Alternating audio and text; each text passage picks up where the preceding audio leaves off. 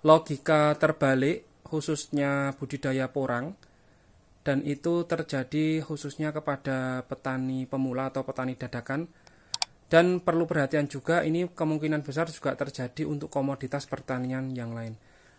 Seperti apa itu penjelasan dari kami? Bismillahirrahmanirrahim. Assalamualaikum warahmatullahi wabarakatuh.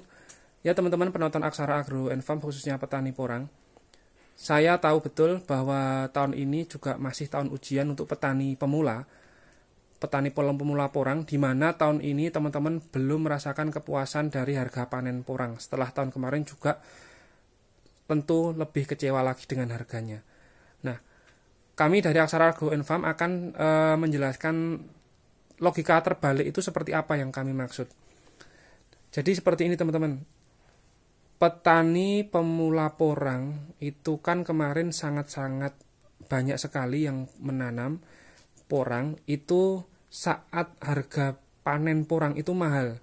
Otomatis harga bibitnya juga mahal. Nah, petani dadakan tersebut di saat harga bibit mahal itu sangat antusias sekali. Bahkan cara budidayanya pun dengan cara yang intensif. Artinya tidak dirawat semiliar bahkan liar, tapi sangat intensif dengan perawatan, pemupukan dan sebagainya.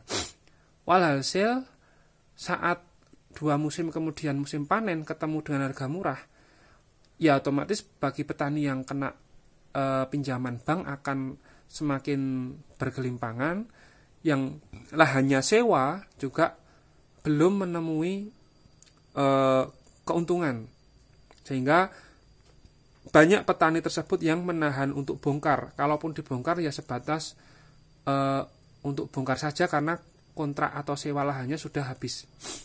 Logika terbaliknya itu terkait ini tahun kedua yang harga panennya murah. Kemarin juga murah.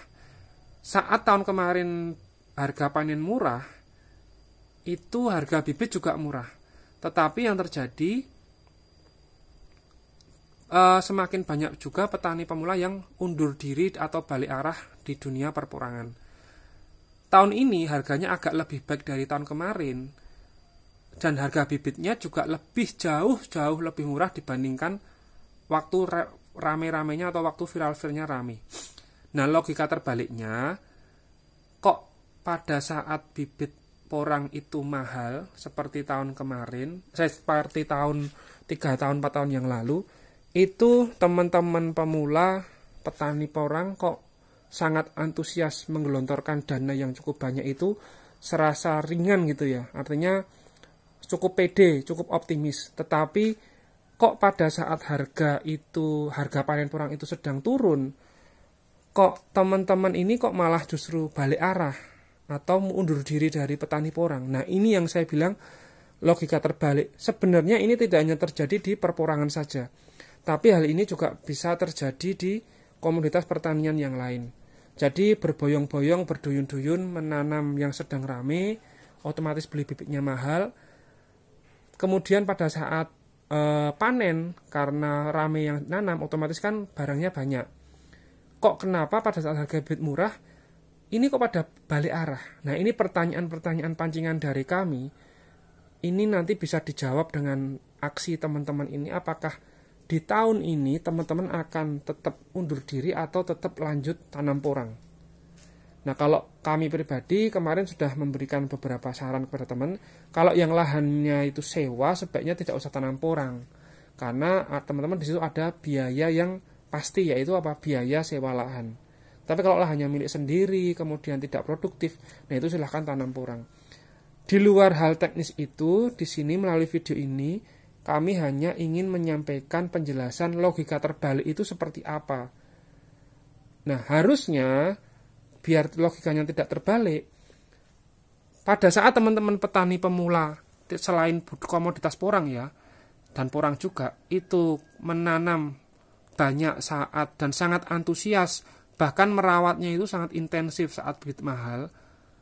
Harusnya saat bibit itu murah, teman-teman juga justru lebih, artinya lebih, ya tanamnya juga lebih banyak, merawatnya justru lebih bagus karena bibitnya murah. Jadi seperti ini bukan kampanye ya, saya hanya ingin menyampaikan unek-unek pribadi dalam artian logika terbalik itu seperti apa. Jadi katakanlah teman-teman yang menanam 3 tahun yang lalu saat bibit itu mahal, ya itu tidak akan ketemu dengan sekali panen musim ini atau dengan musim kemarin, tidak akan ketemu balik modal. Tetapi memang bertani itu bertahap teman-teman. Itu sudah mental petani tulen zaman simbah-simbah dulu seperti itu. Nah, tapi kalau teman-teman itu membeli bibit tahun kemarin atau tahun ini yang sedang murah-murahnya, itu katakanlah harga sekarang seperti bibit umbi mini ini 1 kilo katakanlah 15.000 pun atau 20.000 pun, itu dengan harga bibit sekarang ya panenan besok akan masuk teman-teman. Dengan harga panen pun 2.500 tetap akan masuk karena umbinya juga akan membesar. Kalau dulu kan teman-teman membeli bibit umbi mini sangat-sangat trauma ya, karena itu mungkin puluhan ribu sekilonya.